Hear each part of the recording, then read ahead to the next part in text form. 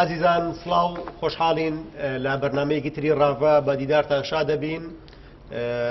تەوری بەرنمەکەمان پێچێنانی کابینەی نوێ حکوومەت هەرێمی کوردستان و بەدیهێنانی خواستەکانی خەڵک و ئەو ڕۆژە سیاسی کە لە دوای هەڵبژاردنەکانی 30 ئەیلول هاتۆتەکایە بە میوانداری بەڕێز و خۆشەویست کاک ئیسماعیل ئەحمەد کادری پێشکەوتوی پارتی دموکراتی کوردستان هاوکات چاودێری سیاسی. کاک ئیسماعیل خۆشحاڵین و بەخێر بێت. زۆر سپاس کاک سەربەست. کاک ئیسماعیل دۆخی هەرێمی کوردستان لە کۆتایی ساڵە بەرەو قۆناغێکی نوێ ئاچێت بەتایبەت دوایەوەی کە بۆ نمونە لە 30 ئەیلول هەڵبژاردن کرا و هەرێمی کوردستان ڕیزبەندی حیزبە سیاسیەکانی گۆڕانیان بەسەرا هات لە کات ئێستاە قسەکردن لەسەر پێچێنانی حکوومەت هەرێمی کوردستان ئەو لەوێتی قسەکردنە. بەڵام پێم خۆشە بەرد لە قسەکردن لەسەر پێچێنانی کابینە حکوومەت هەرێمی کوردستان قسەی لەسەر ئەو ژینگە تازەیە بکەین کە لە هەرێمی کوردستان هاتوۆتە بوون. بنمونە ئەوەی کە ئێستا هەرێمی کوردستان جارێکی تر لە قۆناغی هەڵکشانەوەیە وەکو بەشێر چاودێرانی سیاسی ئەڵێن بەتایبەت دەگەڕێمە سێری ڕووداوەکانی تەنها دە ڕۆژی ڕابردوو بکەین نەبینین لەوەی کە ڕێکپێری وەزیری وزەی ئەمریکا هاتە هەرێمی کوردستان و سەرۆک بارزانانی بینی و پاشان سەرۆکی حکوومەت و سەرۆکی ئەنجومەنی ئاسایش و لە کۆنگرە ڕۆژنامەوانەکەی لەگەڵ سەرۆک بارزانیە کۆمەڵێک ئاماژەی باشە بوون لە قسەکانیە و دوێنێش محەممەد حلبوسی سەرۆکی ئەنجومەنی نوێنەرانی عێراق هاتە هەولێر دووبارە دانی بۆیانە کە پێویستە کێشەی کورد لە عێراق بە گفتوگۆ چارەسەر بکرێ و ئامادەی پیشانە بۆ چارەسەرکردنی کێشەکان لە گەڕانەوەی میزانی بۆ هەرێمی کوردستان لە جێبەجێکردن مادەی 140 لە دروستکردنەوەی پەیوەندیەکی باش لە هەرێمی کوردستان. پێم خۆشە جەناب دۆکو گەنجێک وەکو چاودێرێکی سیاسی بۆ چۆنە چیە لەسەرەوەی کە ئێستا هەرێمی کوردستان لە قۆناغی هەڵکشانەوەیە ئایا مەڵێ سپاس بۆ بەڕێز سڵاو لە بینێرانی خۆشەویست بەنای خۆی گەورە. بەتاکید قۆناغی ئێستا قۆناغی تازەیە بەتایبەتی لە دوای ڕیفراندۆم مەسەرکەوتەکەی کوردستان و ئەو قۆناغی 16 ئۆکتۆبەر کە دروست بوو کوردستان بەرەو با بڵێن ئاقارێکی خراپ ڕۆژ و هەڵبژاردنانی کە لە 39 ئەنجام درا و پارتی دموکراتی کوردستان توانی زۆرینەی باش بەدەست بێنێت و لە ئێستا خەریکی پێکێنانی کابینەی حکوومەتن. بەڵێ ئەو خۆناغانی کە باسمان کردو ئەوەی بەسەر کوردستان هات کوردستان ئەتوانین بڵێن لە ڕووی سیاسی و لە ڕووی دیبلۆماسیەوانێ بەرەو داخرانێک ڕۆژ بەڵام بە هەوڵ و هیمەتی سەرکردایەتی سیاسی کورد و سەرۆکی حکوومەت بەتایبەتی توانرا کرانەوەیەکی باش لە ڕووی سیاسی و دیبلۆماسی بە ڕووی هەرێمی کوردستانە بگرێتەوە. وەفدەکان جارێکی تر ڕێگای مەرجعی کورد بگرنە بەر و وەفد و پۆل سەردانی بکەن. کاک سەربەست هەموونەتەوەیەک کاتێکە ئەوێت سەر بەخۆی ڕاگەێنێ یاخود ئەوێت کیانێکی سەر بەخۆی هەبێت هەر میلەتی هەر نەتەوەیەک ینی خەمی سەرێکیان ئەوەی مەرجعێکی هەبیان کاریزمایەکە بێ کە ئەو نەتەوەی ئاراستە بکات و بەرەو کەناریشی ئارامی بەرێت لە نەتەوەکانی جیانە کە بە سەر بەخۆیان ڕاگەیانەوە یان توانیویانە خۆیان لەسەر پێی خۆیان بوەستن شەخصێک کاریزمایەک ڕێبەرێک ڕابەرێک دەوری کاریگەری هەبووە. خۆشبەختانە ئێمەش سەرۆک مەسعود بارزانیمان هەیە ئەبێت بە چاوێکی وا سەیریکەی کە هەموو دنیا سەیری ئەکات کە بە مەرجعی کورد ناسراوە. 2000 ئێستا لە خەڵگەی و سەرۆکی هەرێم و هەنێ لایەنی سیاسی و ناحەزیان و سەرۆکی هەرێمە بۆیە وەفدەکان خەڵکەکان لە کەسە سیاسیەکان ئەچن سەردانیەکەن. لە ئێستاە ئەبینین هیچ پلە و پۆستێکی حکومی نییە لە پێگەی سەرۆکی هەرێمان نییە با بڵین دەستبەرداری بوو وەفدەکان جارێکی تر ڕۆکەنەوانێ بۆ لای مەرجعی کورد. بۆیە کوردستان لە ئێستادا سۆدە قۆناغێکی تازەوە و ینی با بڵین قۆناغی هەستانەوەیە بە وەستانەوەیکی بەهێزە و کابینی داهاتوی حکوومەتی هەرێمی کوردستانیش کە با بڵین شیعاری پارتی دموکراتی کوردستان ئەڵێ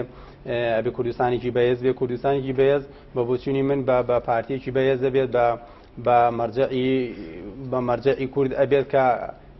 دەوری کاریگەری خۆی هەیە. ینی کاک سەربەست ئەگەر باسی هاتنی با بڵین سەرۆکی پەرلەمانی عێراق بین بۆ کوردستان لای من ئەگەر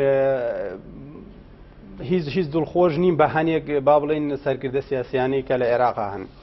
چونکە ئێمە لە واسی سەردەمی پاشایەتی ناکەین لە عێراقا لە عەبدولکەریم قاسمەوە بیگری هەتاوەکو ئەم سەرکردانی لە عێراقی نوێشە لە دوای 2003ەوە دەسەڵاتیان کردو دەست و حکومیان بەدەست بووە یەکەم ساڵی حکومڕانیان بەرامبەر بە کورد باش بوونا. ئەتوانین بڵێن ئەگەر نیمچە مافێکی خۆیانیان داوەتیە ئەگە بە نیوەچەڵی بێ بە هەر شێوازێک بێ بەڵام کاتێ GP و شوێنپی خۆیان قایمی کردووە هەمان ئەو کەسە بوونە کە پێش خۆیان حکومڕانیان کردو بگرە خراپتریش بوونە بۆیە ئێمە یعنی تەنها بەبوچوونی منە بێت کاتیان لەگەڵا بەڕێ بکەین لەگەڵانە هەڵ بکەین هەتاوەکو تەبایەکی سیاسی ناوخۆیی دروست ئەبێت ئەو کاتە بڕێ لەسەر چارنووسی کوردستان بدرێت. کاک اسماعیل تەسەوڕەکەم هەرەوەی کە ئێمە گەیشتینە و قەناعەتەی ڕێفراندۆم ئەنجام بین و لە 1970 خەڵکی کوردستان شت و دەنگی پێدا پەیوەندی بۆ هەیە کە بەڕاستی کورد لە 100 ساڵی ڕابردووە یعنی ناومێت کراوە لەوەی کە لە عێراق جێ بێتەوە و بە مافەکانی شاد بێ هەروەی کە بەڕێزت باست کرد ئەگەر حکوومەتەکانی عێراقی لاواز بن بکەون لە شکستا بن ئامادەی دانوستان و گفتوگۆ و سەلماندنی بەشێک لە مافەکانی خەڵکی کوردستانن بەڵام خۆ گەر کەوتنەوە سەر پێی خۆیان و بەهێز بوونەوە و جارێک دەتوانیوان چەک و جبەخانە بەدەستبێنەوە دووبارە دەست پێکەن و بێرشکردن بەڵام ئەگەر تەماشا بکەی بە تایبەت لە دوای ڕوودا و یا کەتن یا خیانەت 16 ئۆکتۆبەر هەرێمی کوردستان ینی کیانی سیاسی هەرێمی کوردستان تووشی مەترسی ببوو بەڵام لە ماوەی چەند مانگی ڕابردوو هەز ناکەی بنمونە زمینەیەکی زۆر باشێ لەوەی کە بەشێک لە وڵاتانی ئەوروپی ویلایەتە یەکگرتووەکانی ئەمریکا دەوڵەتانی ناوچەکە بایەخێکی باشتر بە هەرێمی کوردستانێن دیپلۆماسیەتی کوردی جارێکی خەریکە هەڵەقشێتەوەنێەوە قەزەی کوردی دووبارە چێتەوە مەحفەلی نێودەوڵەتی. کاک سەربەز دۆزی کورد ڕاستە بۆتە دۆزێکی جیهانی مەسلەی کورد بۆتە مەسلەیەکی جیهانی لە مەسەلە لۆکاڵی و ناوخۆیەکان دەرچووە و ئەمریکاش ڕاستەکەی لە دوای خیانەتی 16 ئۆکتۆبەریان کەتنی ناوەنی خیانەتی ناوەنی هەرچێک ناوە بنەی کیانی ئەم کیانە حکومڕانی کوردستان کەوتە ژێر مەترسیەکی یەکجارێکیەوە و ئەو پلانی کە دانرا بوو ئەو پلان و پلانی کە بۆیان دانابوو بۆ هەرێمی کوردستان کەم قەوارە سیاسی بە هیچ شێوێک ناوی نەمێنێ هەتا لە دوای 16 ئۆکتۆبەرەوانە بە پارێزگەکانی بەغا ناوی هەرێمی کوردستانێنە تەنانە لە هەندێک مادەی یاساییشە جێگایان بۆ کوردبوونەوانێ تاکید ئەمریکا ئەوێت هەتا لایەنگری خۆی و دۆستی خۆی لە ڕۆژهەڵاتی ناوەڕاستە قایم کات چونکە گەر ئێمە وما بیر نەچێت وڵاتانی زیلهێز با بڵین لە ئایندەیەکێکە دووریشا بێت خەریکی داڕشتنەوەی ڕۆژهەڵاتی گەورن لە ڕۆژهەڵاتی ناوەڕاستن با بڵم بە نەخشەیەکی گەورە و احتیمالی هەیە هەنێک دابشکاری یاخۆتەنێ سنووری تر کە پێشتر ڕەنگڕێژ کرا بۆ سنوورانە نەمێنن دیارە کوردیش لە ناو ئەگەر ئێمە ئەمریکا بە تەواوی گرنگجیمان پێ نەدات گرنگەوەی ئێمە لەناو ئامانجەکانی ئەمریکایان ئەمریکا ئامانجەکانی لە ڕۆژهەڵاتی ناوەڕاستە بەدی هێنێت تەکیدێکیشان لەوە هەرێمی کوردستانە بێت و هەرێمی کوردستان ئەتوانم بڵم دابڕینێکی ئەو هیلالی شیعیەیە کە دژ بە ئەمریکایە لەگەڵ ڕۆژهەڵاتی ناوەڕاستە لەلایەکێوانێ بۆیە ئەمریکا گرنگی بە کورد ئەدات و ئەوێت کوردستان هەتاوەکو لە قسەکانی سەرکردەکانی شایانەوە من کوردستانێکی بەهێز بێت کوردستانی بێت لە سەپی خۆی ڕاوەستێت یعنی ئەوان تەنانە نایانێت حکوومەتی کوردستانیش لاواز بێت بۆ ئەوان گرنگی زیاتری پێدەن و کرانەوەیکی زۆر باشی تاکید جەناب ئاماژەی بێدا زمینە سازێکی باش کرانەوەیکی باش کراوە بۆ لە ڕووی دیپلۆماسیەوانەیە و بیرمان نەچێت ڕێگەی دیپلۆماسی و پەیوەندی نێودەوڵەتەکان یەکێکە لە هۆکارە هەرە سەرێکیەکان بۆ ئەوەی دۆزی کورد بە جیهان بگەیەندرێت و لە نەتەوە یەکگرتووەکانە باز بکرێت یان لە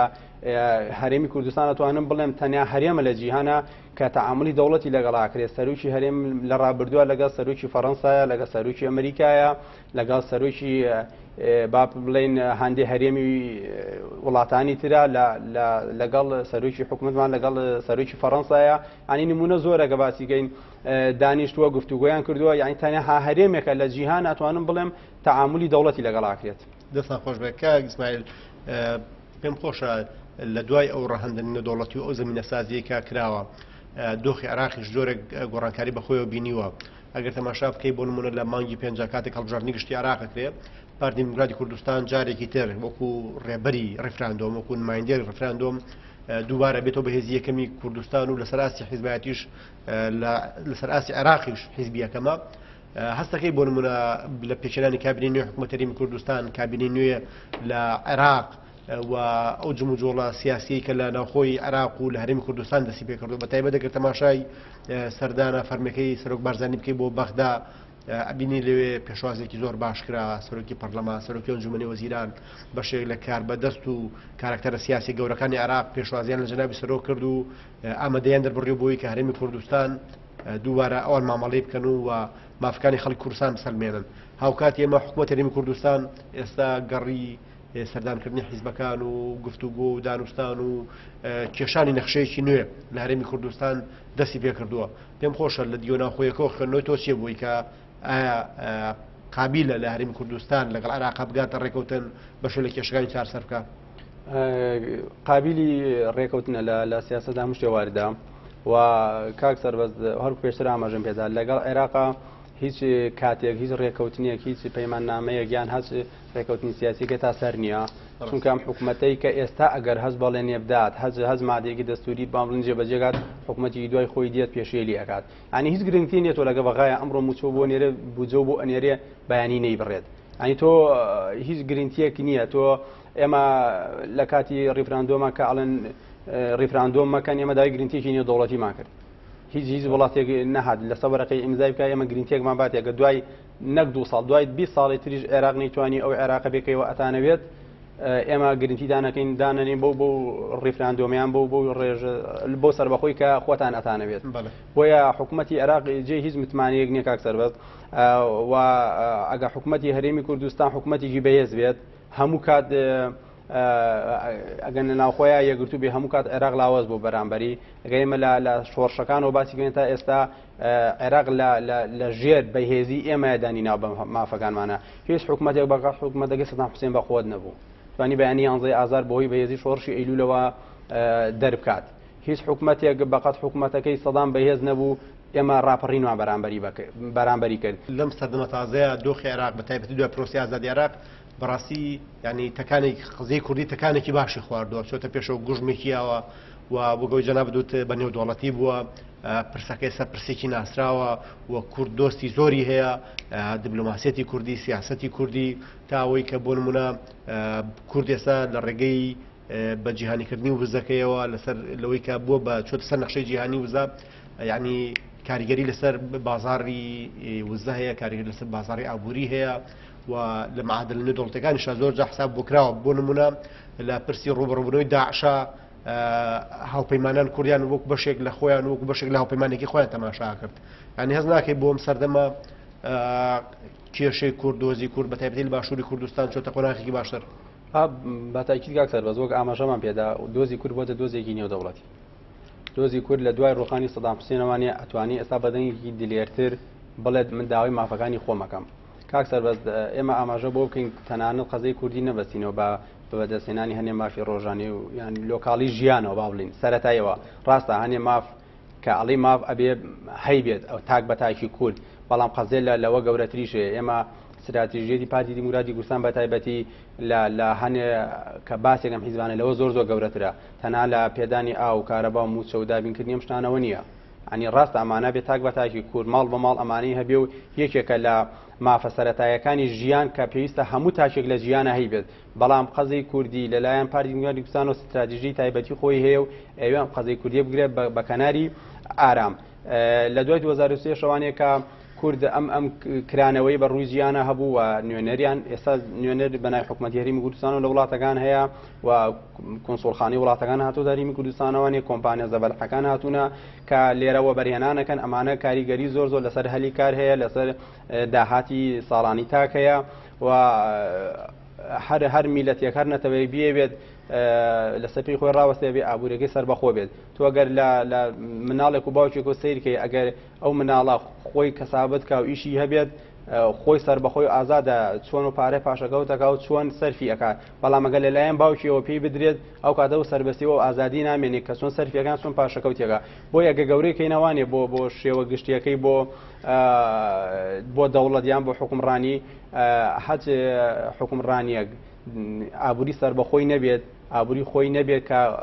بەدەستی بێنێ ساڵانە بودجەی تایبەتی خۆی نەبێت ناتوانێت ئەوەی کە ئێمە ئێستا داوایەکەین و کاتە داوامان کردایە. بۆیە زۆر لایەن تانیان لە پارتی دیموکراتی کوردستانەدا و تالیقیان لێ ئەدا کە ئابووری سەربەخۆکەی هەرێمی کوردستان فەشەلی هێناوە کە ئەبینین ئەمریکا حەسارە خاتە سەریان سزای ئێران دەدات ئەبینین چۆن هەرێمی کوردستان گرنگی و تایبەتمەندی خۆی دەرەکەوێت ئەبینین نەوتەکەی لە ڕێگای بۆریەکانی هەرێمی کوردستانەوانێ ڕەوانی بەندەری جیهانەکرێت و دروست کە ئەکسپال نووسم ڕێک باسی ئەمە بکەین کە هەرێمی کوردستان کاتێک چووە سەر نەخشەی وزەی جیهانی و بەتایبەت کاتێک سەرۆکی حکوومەت کاک نەشیروان بارزانی و لە کابینەکانی 1970 هەوڵێکی زۆر هەبوو بۆی کە هەرێمی کوردستان نەوت خۆماڵی بکە و وزە خۆماڵی بکات تەنانەت کارگەشتەوەی کە سوود لە غازی سروشتی ژۆر بگیرێکە بەپێی راپۆرتی دوێنێ و پێرەی لەو ڕۆژانی ڕابردووی کۆمپانیای دانەگاز کە ئاستی بەرەمێنانی غازی سروشتیش لە هەرێمی کوردستان زیایی کردووە هەرەوەی کە جەنابەت باسیەکەی بۆ نمونە لە کێشەی ئێرانە ئەوەی کە ئێستا ئەمریکا گەمارۆکی گەورە خستووە سەر ئێران و ئەوێت لە بازاڕ وزەی جیهانی دای بڕێدیان کاریگەری کەم کاتەوە هەرێمی کوردستان بووە بە بەدیل ینی هەز ناکە ئێمە سەرەتایەکی زۆر باش بێ بۆی کە هەرێمی کوردستان وەک ئەڵێن پێگە و شوێنی لە جیۆپۆلیتیکێ ناوچەیە لە هاوکێشەی سیاسی ناوچەیە بەهێزتر و باشتر لە ڕابردوو بەتاکی کاکسەر بەس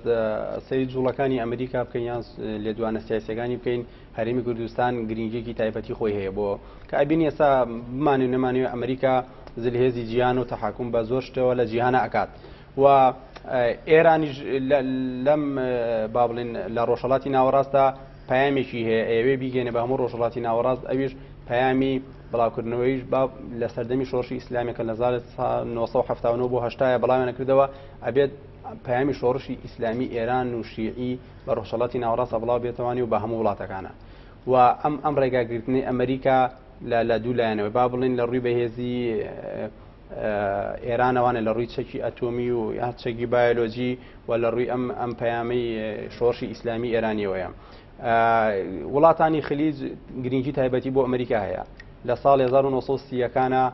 ڕێکەوتنامی تایبەتی کراوە لە نێوان وڵاتانی خلیج و ئەمریکایە کە دەستبردن بۆ هەز وڵاتێک لەم وڵاتانەی خلیج ئەم وڵاتە عەرەبیانە کە خۆی دەستنیشانی کردووە دەستبردنە بۆ بەرژەوەندێ سەرەکیەکانی ئەمریکا کەواتە لێرەیە ئەوێت ئەو ئەڵقەبەندیە ببسڕێنێ کە ئێران لەگەڵ وڵاتانی ڕۆژهەڵاتی ناوەڕاستە و ئەوێ مەترسی بخاتە سەر دەوڵەتە هاوپەیمانەکانی ئەمریکا بۆی ئەمریکا ئەوێت ئامانجەکانی خۆی بەدیبێنێ ئێمە لە نێوان ئێمە لە چوارچێوەی ئامانجەکانی ئەمریکایە ئەتوانین بڵێ مافەکانی خۆمان یاخود ئەوەی کە میلەتی کورد ئەوێ بەدەستی بێنێت کاکسمایل دەستان خۆش بێ پێم خۆشە قسەیەک لەسەرەوە بکەین کە ئەگەر لە ئاستە نێودەوڵەتیەکە ئێستا زمینێکی باشە بێ هەرێمی کوردستان کرانەوەیەک هەڵکشانێکی باشی هەیە لەوەی کە دووبارە دیبلۆماسیەتی کوردی سیاسەتی کوردی بەشداری کورد لە هاوکێشەی سیاسیەکانی ناوچەکەیە دەستپێکێکی زۆر باشی هەیە و گەشتستەدنێکی زۆر باشەیە بەڵام بەشێک لە چاودێرانی سیاسی بەشێک لە لەوانەی کە خوێندنەوە بۆ دۆخی ناوخۆیەکەن لێن کە بەشێک لە کێشەکانی ئێمە بەڕاستی کێشەی ناوخۆین بەتایبەت لە پێچیدانی حکوومەت و ئیلتیزام نەکردنی بەشێک لە حیزبە سیاسیەکان پێم خۆشە قسەی لەسەرەوە بکەین کە بەتایبەت ئێمە لە سەروبەندی پێکرانی کابینەوەی حکوومەتی هەرێمی کوردستانین و ئەزمونێکی خراپشمان هەیە بەتایبەت لە کابینەی هەشتەمان لەگەڵ کۆمەڵی لە هێز و لایەنە سیاسیەکان کە ئیلتیزامیان بە حکوومەتەوە ناکرد کە پێچیان لە حکوومەت و گەڵێن پێچیان لەوە پۆزیسیۆن بوو خوێندنەوە جەنابەت چییە بۆی کە پێش لەوەی کە پۆستەکان دابشکرد لە کابینەوە ڕێکوتنێکی سیاسی بکرێت لەسەرەوەی کە لە هێز و لایەنە سیاسیەکان لەسەر نەخشەیەکی سیاسی لەسەر هاوکێشەیەکی سیاسی ڕێبکەون پاشان پۆستەکان بەش بکرێت و بەڕاستی من پێم خۆش بوو کە ئەمڕۆ باز لە بەدیهێنانی خواستەکانی خەڵکیش بکەین چونکە ئەوەش بە خۆی بابەتێکی گرنگە. بەڵێ کاکسەر بەس پێشەوەی وەڵامی پرسیارەکەی جەنابە بۆم حەز دەکەم تعریفەیەکی حیزبی سیاسی بکەین یان ناساندنێکی بۆ بکەین. حزبی سیاسی وەکو هیچ گروپ و کۆمەڵێکی فشار نییە کە ئامانجی ئەوە نەبێ بچێتە دەسەڵات. حزبی سیاسی ئامانجی وێ بچێتە دەسەڵات لە پێناو چیا بچێتە دەسەڵات لە پێناو خزمەتکردنی ئەوانی کە دەنگی پێداوە و دواتر ئەو میلەتی کەەوە حکومڕانیەکات. ئەم حیزبانەی کەوا لە بەشداری کابینی هەشتەمی حکوومەتی هەرێمی کوردستانیان کردووە بەشداری بابلین کە بنکە فراوان بووە هیچ گویان بەوە نەبووە یاخود باشیان بەوە نەبووە کە ئەمان بەدەنگی ئەوان چوونەتە ئەو شوێنانە ئۆپل و پۆستانیان وەرگرتو بەشداری حکوومەتیان کردووە خزمەتی ئەو دەنگانە بکەن. ئەمە یەکەم خاڵەکە لادانە لە باڵین لە لایەنی حیزبی نەبوونە بەو بەڵێنانی کە خۆیان داویانە. لەلایەکی تری شەوانەیە ئەم حیزبە سیاسیانە پێشەوەی دابەشی پۆست و پلەکان بکەن کاکسەر بەس دەبێت ڕێکەوتنێکی سیاسی لە نێوان ئەم لایەنە سیاسیانەیە هەبێت ئاشتەوایەکی سیاسی هەبێت و ئەو ڕق و چینەی کە لە ناو دڵیانە بەرامبەر بە یەکتر نەمێنێت. ئەم ئاشتەوای سیاسیە ئەبێتە هۆی ئەوەی حکوومەتێکی بەهێز هەبێت. ئێمە پێشەوەی پۆست و پلەدا بەشکەین پێشەوەی من بڵێم ئەوەمەوێ و لایەنێکی سیاسیتر بڵێ من ئەو پۆستەمەوێت ئێمە بابێن استراتیژیەتی ئەم حکوومەتە هەمومان هەوڵی بۆ بین و ئامانجمان بەدیهێنانی ئەو استراتیژە بێت. استراتیژی حکوومەتی هەرێمی کوردستانیش پێش هەموو شتێک خزمەتکردنی خەڵکە. حکوومەت واتە دەسەڵاتی جێبەجێکردن ئین دەسەڵاتی جێبەجێکردن تەنفیزی ئەبێت خزمەتکاری داواکارەکانی خەڵک بێت. کەڵە حکوومەت مەسلەیەکی کوردیە لە حکوومەت باوکی میلەتە بەڕاستی ئەبێ باوشێکی ڕاستەقی نەبێت و ئەم حیزبانی بەشداریەکەن ئەبێت بەشداریەکی ڕاستەقینە بکەن. تەنها لە دەستکەوتەکانە نەڵێن ئێمە تیا بووینە و لە شکستەکانیشە خۆیانی لێبەرەوەی دووار ڕۆژەکانی کابینەکەیەکی ترانەیە. بەڵێ کاک سەربەز یەکەم گەڕی پارتی دیموکراتی کوردستان بەلای یەکێتی و بزوتنەوەی گۆڕان قەناعەتم یەکێک لەو خاڵانە ئەوە بوو بێت کە هاتنە ئەم حکوومەتە ئەبێت شانی بەنەبەر بە هەموو خراپی و باشیەکەوانی لەگەڵ یابن. بە تایبەتی کابینەی هەشتم کە کابینێکی زۆر تایبەت بووە 5 ساڵی ئەم کابینەیە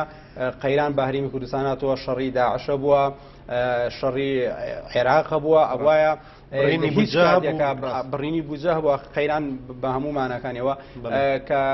ئەم هەموو کێشەی هەبووە لە هەرێمی کوردستانە ئەوە ئەسڵەن ئەمان دەستیان بخسادە ناو دەستی یەک ئەگەر مەبەستیان مانەوەی هەرێمی کوردستان و مەبەستیان بەهێزکردنی هەرێمی کوردستان و ئەو ئامانجانەی کە بەدیێ بێن دەستیانە ناو دەست یەک بووایە و هەمویان هەوڵەمدایان حکوومەتە لەسەر پێی خۆی ڕاوەستەیە. بەڵام ئەبینین داوای حکوومەتی کاربڕێک این قازیانە کرد ڕزگاری نیشتیمانیانە کرد هەندێک داوای هەڵوەشانەوەی حکوومەتی هەرێمی کوردستانیانەکە یعنی ئەم پەیامانی کە ئەوانەیاندا خۆشبەختانە هیچی جێبەجێ نەکرا حکوومەت لەسەر پێی خۆی ڕاوەستا و بگرە هەنگاوەکانیشی بەرەو پێشەوانێ زۆر بە شێوەیەکی ئیجابی درا خەڵک لە خۆیپشاندانەوانێ ئێستا داوامی ئاسایی خۆی ئەکات خەڵک لە هەرچەنە کێشەی موچە کەیمی ماوە بەڵام لە ساڵی ئایندۆیە پشت بەخوا ئەو کێشەیەش نامێنێت بۆیە خەڵک ئەگەجاران ڕەفاهێتی نەمابێ ئێستا خەڵک گەڕێتەوە بۆ خۆشگوزەرانی بۆ ئیشەڵا لە کابینەی نوێیە ئەو ڕەفاهێتە بۆ خەڵکی هەرێمی کوردستان ئەگەڕێتەوانە و پارتی دیموکراتی کوردستان گەڕی بۆ لایەنە سیاسەن بۆ سەردانی لایەنەکانی تریش ئەکات گفتوگۆ و کارنامەی حکوومەت بەرنامەی حکوومەتەکەی کە خۆی ئەوێ تەشکیلی کات کە براوی یەکەمە شان هەموو لایەنەکاندا مەرج نییە پێگەیانی حکوومەت 100% بەدڵی ئێمە بێت مەرج نییە بەدڵی لایەنە هەموو کارنامەی ئێمە و لایەنە سیاسەکانی تریەکە خرێ و کارنامەیەکی بەهێز و خزمەتکار بۆ خزمەتکردنی خەڵک حکوومەتێکی تازەی پێ تەشکیلەکەن. دەستۆ خۆش بکە ئیسماعیل پێم خۆشە لەسەر ئەوش قسەی بکەین کە بەڕاستی لە ماوەکانی ڕابردووە ئەوەی کە بەڕێز باست کرد کە کابینەی هەشتم کۆمەڵێک قەیرانی دەرەکی ئاڕاستەکرا بوو ڕەنگە پشێوە سیاسیەکانێکێک بوو بێت لە هۆکارە خراپەکان کە کاری کرد بەسەر حکوومەتی هەرێمی کوردستان ئەگەر ئیرادی پارتی دیموکراتی کوردستان و سەرۆکی حکوومەت نەبووە ڕەنگە کابینەی هەشتەمی حکوومەتی هەرێمی کوردستان نەیتوانێت بەردەوامیش بێت. یعنی زەمان چییە بۆ ئەوەی کە ئەو هێزولایەنە سیاسیانەی لە کابینەی نوێم بەشدارە بن ئەو پشێوە سیاسیە ئەو دوردۆنگیە ئەو دوودڵیە ئەو جۆرە ڕەفتارە خراپەی کە لە ڕابردوو نواندیان بەرامبەر بە حکوومەت بەرامبەر بە خەڵک بەرامبەر بە بەڵێنەکانیان وەکو جەنابەت وتت کە نەیانتوانین بەڵێنەکانیان بەنەسەر بەڕبەباڕ تۆ ینی چارەسەر چییە یان ئەو التیزاماتانە چین کابێ وا بکرێ ئەو لایەنە سیاسیانە التیزام بە کابینەی نوێی حکوومەت هەرێمی کوردستان بکەن التیزام بۆ و کارنامەیە بکەن کە سەرنجام کابینەی نوێی حکوومەت هەرێمی کوردستان و سەرۆکی حکوومەت ئەیخوێنێتەوە بۆ خەڵکی کوردستان. کاک سەربەز من نازانم چ بەڵێنێکە بێ بەڵام ئەبینین ئەوانی کە بەڵێنیان بە نیشتیمانیانی خۆیان دابوو و لە بەڵێنەکانیان پاشگەز بوونەوەی حکوومەتیان جێش و نەیانتوانی خزمەتی تەنانە دەنگدەرانی خۆشیان بکەن ئەبینین خەڵک لە هەڵبژاردنەکانی 12 پێنج و 39 سزایەکی زۆر باشی ئەو لایەنە سیاسیانیاندا بۆیە ئەبێت تەنها ئەو خاڵە بەس بێت بۆ ئەوەی کام لایەنە سیاسیانە بەردەوام بن لە حکوومەت و دەستبەرداری حکوومەت نەبن و حەقا پارتی دیموکراتی کوردستان و دڵنیاشم هەیەی مەرجی سەرەکی ئەوە بێت کە بەشداریکردن لە حکوومەت کشانەوەی تیان نەبێت بەو مانای کە ئەوان کردیان ڕاستە ئاسایەتەوە حزبێکی سیاسی بەشداری لە حکوومەتێک ئاکات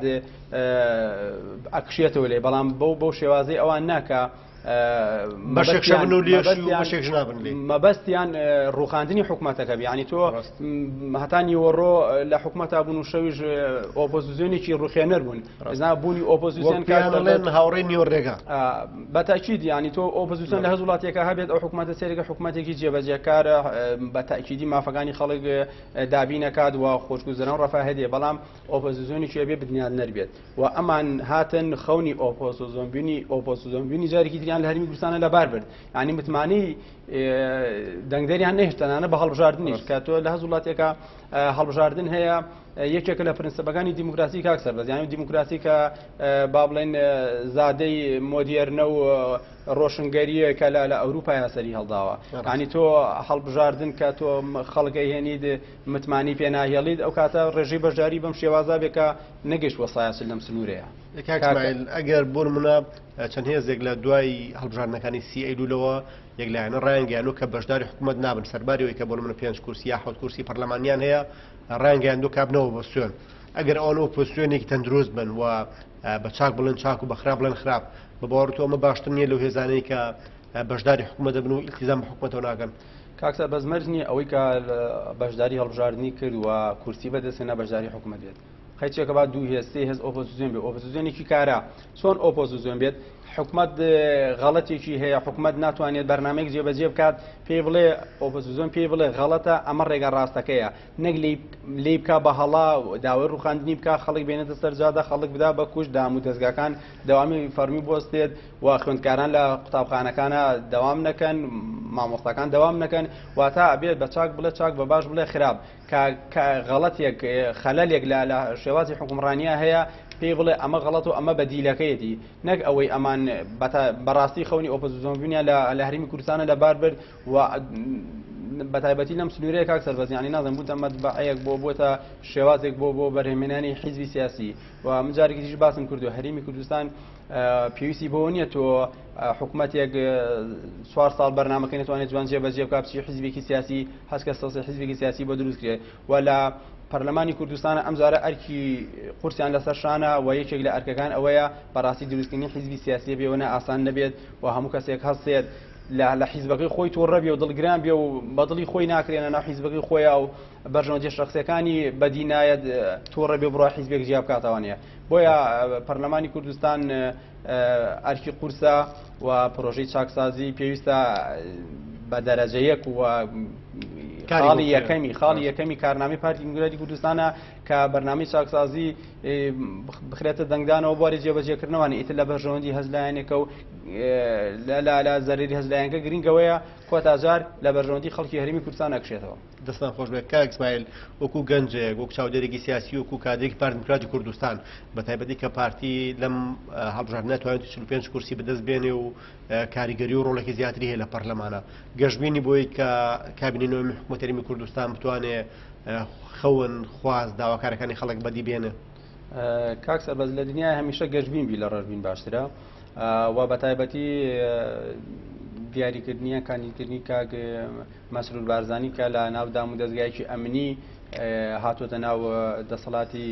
جێبەجێکردنەوەیە لە هەموو دنیاە ئەم کەسانی کە لە دەسەڵاتی ئەمنیەوە هاتوونە بۆ حکوومەت بەڕاستی سەرکەوتوو بوونە ئەنێ ماگەر چەند سەرکردەی ئەمریکا بەم شێوازە هاتووە و سەرکەوتوو بووە و من گەشتبینم بە تایبەتی پارتی دیموکراتی کوردستان لە خولی ڕابردووی پەرلەمانی کوردستانە لە هەندێک فراکسیۆن هەندێک لایانی سیاسی بەڕاستی نەهاتنە پێشەوە بۆ ئەوەی بە تایبەتی بەرنامەی چاکسازی یان پرۆژەی چاکسازی جێبەجێکە من گەشتبینم پێی و پارتی دیموکراتی کوردستان ئەرکیشە لە سەرشانی کاگە سەربەزەمەوە بیر نەچێت چونکە زۆرینەیەکی با بڵێن ڕەهای بەدەست هێناوە ئەتوانێت 50 زایدیەک لە ناو پەرلەمانە مسۆگەر بکات و کۆمەڵە پرسەیە بەم ڕێژەیە ئەتوانێت بڕاتە پێشەوە بڕاتە بواری جێبەجێکردنەوەنیە ئەگەر بێت و پارتی دیموکراتی کوردستان ئەم 4 ساڵە ئەو بەتایبەتی دەستور پرۆژەی چاکسازی گەندەڵی ئەمانە لە پەرلەمانی کوردستان یەکلایی نەکاتەوە دڵنیام ئەویش بەرسزای دەنگدەرانی ئەکەوێت ئەمجارە و خەڵکی لایەنەکانی تریش لی تووڕە ئەبن ئەو ڕێژە کورسی قەناعەتم وایە بێتە خوارەوانێ بەس من گەشتبینم ئەوە هەرگیز ڕوونادات من گەشتبینم پێی چونکە بەرنامەی خۆی وایە و ئەو بەڵێنانی کە بە میلەتی داوە دڵنیام ئەم 4 ساڵە ئەیباتە سەر و جێبەجێکە ئینشاڵڵا. کاک ئیسماعیل کاندیدکردنی کانگە چێژمان بارزانی وەکۆی کە 20 ساڵ لە حکومڕانی هەرێمی کوردستانە ئەزمونێکی باشی هەیە بە باوەڕی تۆ کاریگەریەکی بێ لەوەی کە ئەم گەشتبینی کە جارا بەباسیەکەی لەوەی کە کابینەوەی حکوومەت هەرێمی کوردستان بۆ پێکهاتەیە بۆ زمینە سازی کە بۆ یەکرێ ئەوش دەستباری ئەوە بێت کە هەرێمی کوردستان دووبارە هەڵکشانێکی باشتر و چەند هەنگاوێک چەند بازێکی گەورەتر با بەرەو پێشەوە. کاک سەربەز تاکید دیاریکردنی کاگنێچیر کاریگەری زۆری هەیە چونکە بینین لە ئەزمموی حکومڕانی زۆری هەیە و جەنابە باسێکە دەوریبی چەند خولێکی زیاتر نزیک بە 20 ساڵ سەرۆکی حکومت بووە جێگری سەرۆک حکومەت یا سەرۆک حکومەت لە دەسەڵاتی تەنفیزیە دەور و کاریگەری خۆی هەبووە و لە ڕووی ئاسینە دەوڵەتیەوە کەسێکی معتەریفە ناسراوە و خۆشی کەسێکی هێمن و لەسەر خۆیە ئامانجی تایبەتی خۆی هەیە ئەویش بە تاکیدی کاریگەری تەواوی ئەبێت بە تایبەتی کە ئەم خۆلی کابینەی هەشتی حکوومەتی کوردستانە کە تووشی ئەم هەموو قەیرانە بوو بە کاریزمایی بەڕێزیان توانیم کرانەوەی بکات بەڕووی جیهانە و دیبلۆماسیتی تایبەتی خۆی هەیە لەسەر ئاسینی و دەوڵەتی پێشوازی باشی لێکراوە بۆیە من گەشتبینم پێی وەکو ئەگەر سەرۆکی هەرێم دەوری کاریگەری زۆری ئەبێت وەک لەوەی لە حکومڕانیا کردی. دەستت خۆش بێ کاک ئیسماعیل خۆشحاڵ بووین سواز بۆ ئامادەبوون لە بەرنامەی ڕافە زۆر سواز بۆ تۆ دەست خۆش بۆم دەرفەت دەستێش خۆش بێت ئازان تا ڕافەکردنی پرسێکی تر بەخواتان ئەسپێرین و خواتان لەگەڵ.